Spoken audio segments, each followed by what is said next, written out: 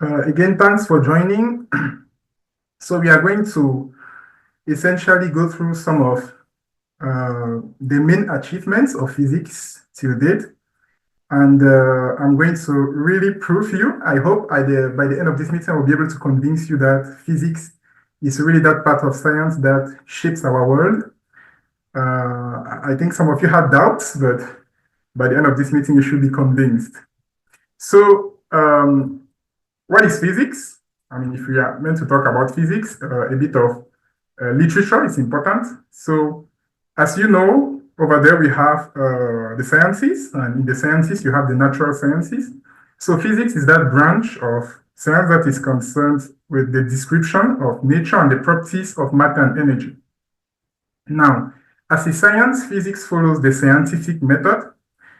So, the scientific method is all about, it's kind of the methodology that scientists employ in order to understand and describe natural phenomena. Okay, so it always starts with a question. So you ask a question about something that you observed in nature, raised by your curiosity. Then you're going to do some background research. You try to go through the literature, try to go through what others before you have said about maybe that phenomena. Then you're going to form a hypothesis. You formulate a hypothesis about what you're observing. And this hypothesis usually is based on your perception of the thing. Then next, you're going to try to set up an experiment. So you carry out experiments in order to test and validate your hypothesis. And based on the results that you're going to have, you'll be able to tell whether your hypothesis, so the original one, is a valid one, whether it can be warranted or not. And then this cycle repeats. You repeat it over and over. And that's how we are really being able to forge our understanding of the natural world. Now, let's go through some of the major discoveries, okay, that we have been able to achieve thanks to physics till date. And to kick off, I propose Isaac Newton, so Newtonian mechanics.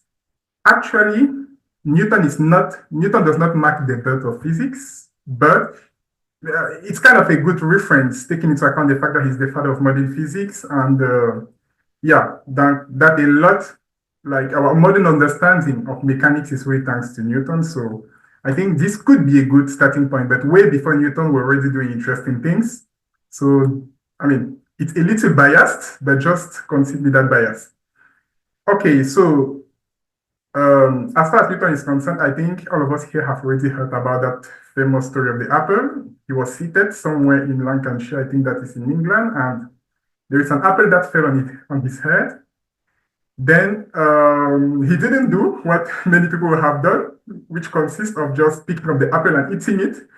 The guy said, if this apple falls, and he's presumably looked up, and he saw the moon, and he asked himself the question, is the moon also falling just as this apple that fell on my head? And the quest to answer really the question as to whether the moon falls just as the apple led him to develop the laws of motion and gravity. So he formulated the laws of motion and universal gravitation that describe essentially the motion of objects in a gravitational field. And he provided a clear mathematical framework to predict the movement of objects. So based on that,